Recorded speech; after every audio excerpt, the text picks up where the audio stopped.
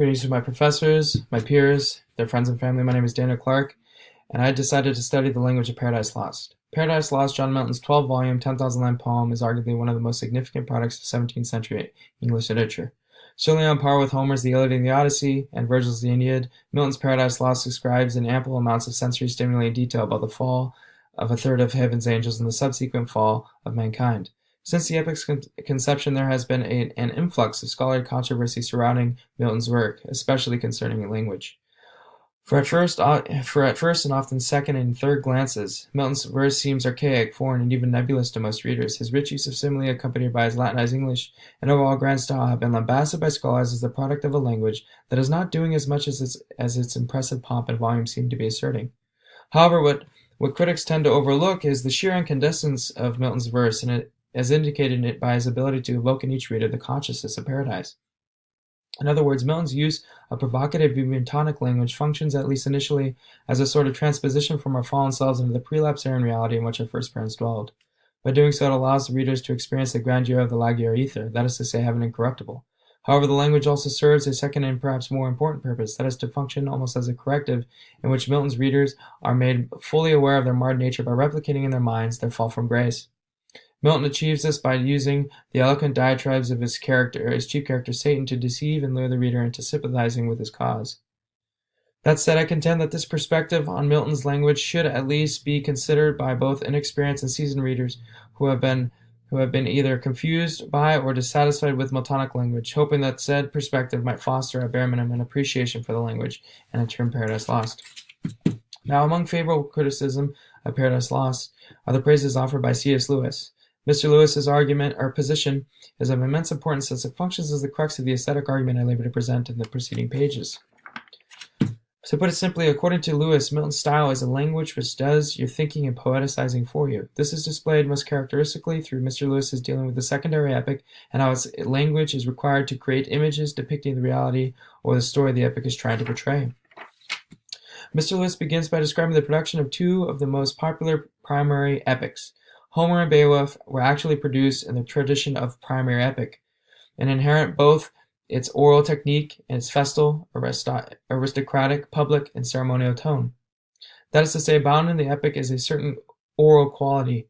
However, Mr. Lewis distinguishes the oral transmission of the epic from simply whatever was sung in the hall.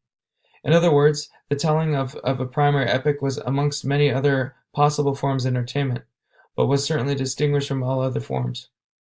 Furthermore, the primary epic is rendered superior amongst the gravest forms of oral poetry in the oral period. This type of poetry was not meant to be treated or understood lightly or casually, but with a degree of grace and dignity. Moreover, even envisioning a primary epic, images of a venerable figure, a ferocious warrior, a potentate, or a muse-inspired poet should come to the reader's mind. Granted, all this is a long way off from John Milton's Paradise Lost, but the reader must understand that the certain elements displayed in the age of the primary epic have essentially trickled down through the ages and reached Milton. This connection Mr. Lewis has attempted to make is best displayed by his treatment of both the primary and secondary epic insofar as present in either explicitly or implicitly the presence of the Middle English word solemne. Although bearing similar connotations to the modern understanding of solemn, solemne's meaning does not extend as far as our conceptions of gloomy or austerity. Moreover, the essential meaning of solemne denotes the ceremonial, festal, or ritual qualities as is clearly displayed in the grand feast at the opening of Sir Gawain and the Green Knight, or the Paschal Troparion chanted Easter morning. These examples, along with Homer and Beowulf, and as well as Milton's Paradise Lost, evoke impressions or even feelings of solemne. The only difference is that the first two works, as examples of primary epics, have the altar, hall, temple, solemne's origin, or in other words, are connected to a rich oral tradition wherein a certain degree of solemnity, dignity, and ceremony is already expected, revered, and practiced. Where the secondary epic must aim at achieving a higher or a degree of solemnity because it has essentially lost all impressions of it.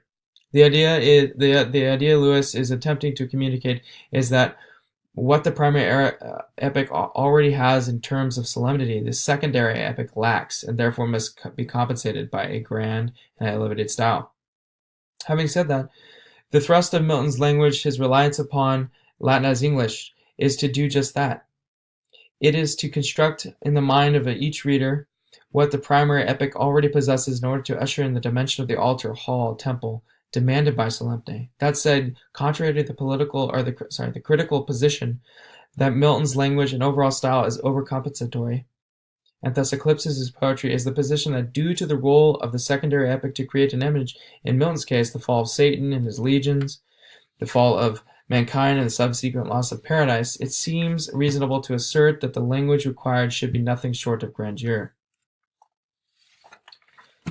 This is clearly depicted in Book 1, lines 84 through 92. If thou beest he, but oh how fallen, how changed!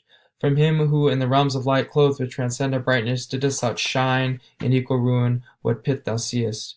There's no doubting this passage is complicated, but a brief explanation of Milton's syntax and diction should clear up the onset confusion. Clarity of meaning, oddly enough, comes from ignoring Milton's syntax.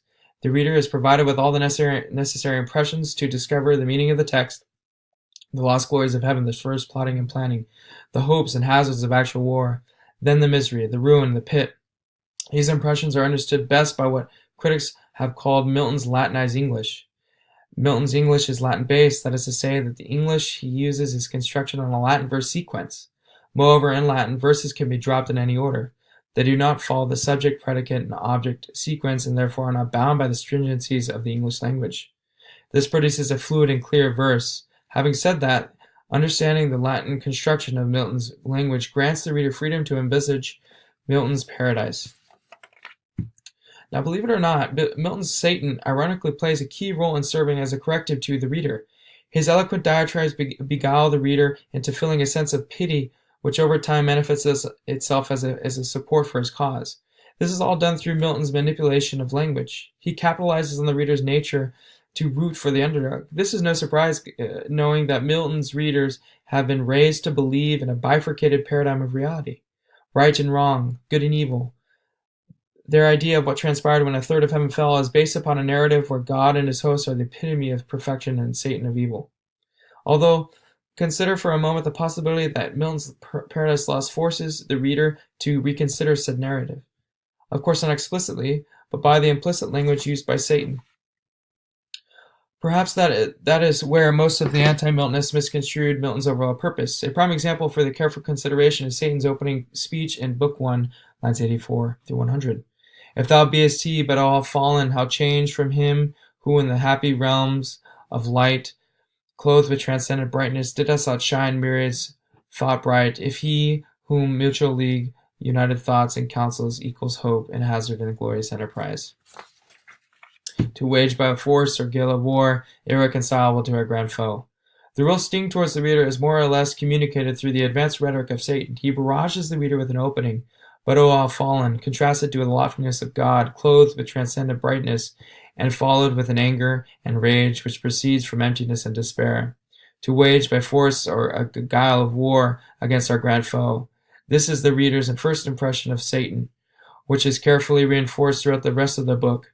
Book 1. According to Milton scholar A.J. Waldock, Satan displays immediately a fortitude in adversity, enormous endurance, a certain splendid recklessness, remarkable powers of rising to an occasion, extraordinary qualities of leadership.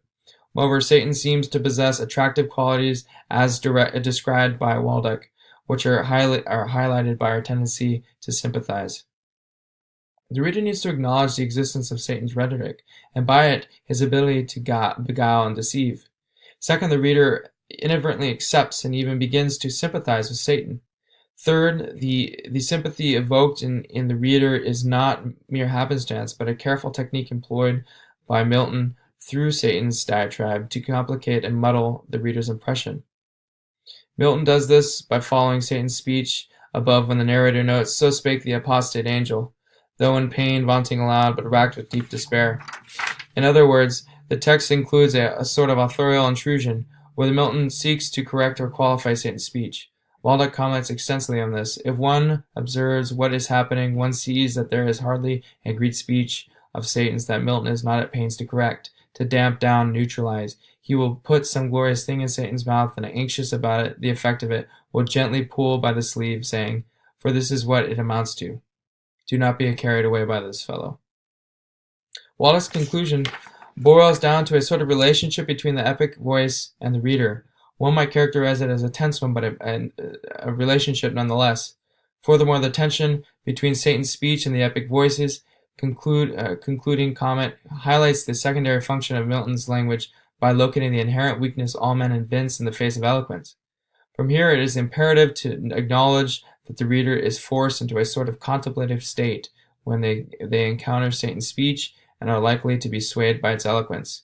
Should at this point the reader lose heart? Absolutely not, for Satan's speech is meant as a lesson, a corrective, or even an intentional entangling. Now, the failure of the Christian need not be catastrophic, but slight.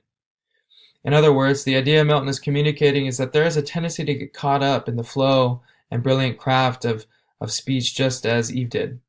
Sure, it is not a huge blunder, but a subtle compromise, wherein the technical skill of Satan's rhetoric was entertained at the expense of Adam's injunction to maintain the strictest watch.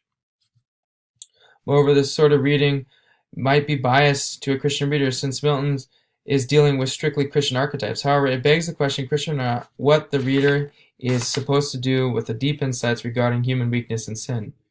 Mr. Stanley Fish provides a summative answer.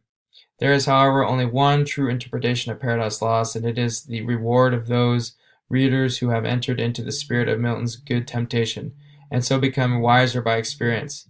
Others sport in his shade with half-truths and self-serving equivocations, and end by accusing God or by writing volumes to expose the illogic of his ways.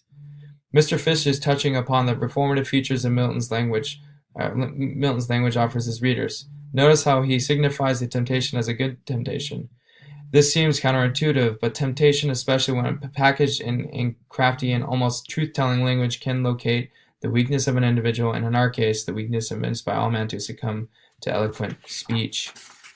Now, all of this may prove useless to the critics, along with readers who have read or are just deciding to read Paradise Lost. However, all I set out to do was display that Milton's language does matter at some level, whether it be at the level in which his language functions, at least initially, as a sort of transposition from our fallen selves into the prelapsarian reality in which our first parents dwelled, and by so doing, allowing the readers to experience the grandeur of the Lagio Ether, that is to say, heaven incorruptible, as well as functioning as a corrective in which Milton's readers are made fully aware of their marred nature by using the enticing rhetoric of Satan to lure them into a vulnerable state in which they are more apt to sin even inadvertently, or on a smaller and even more inconsequential level, where the language does not necessarily suit the fancy of the reader, but still merits a fair assessment and appreciation for what Milton intended it to do.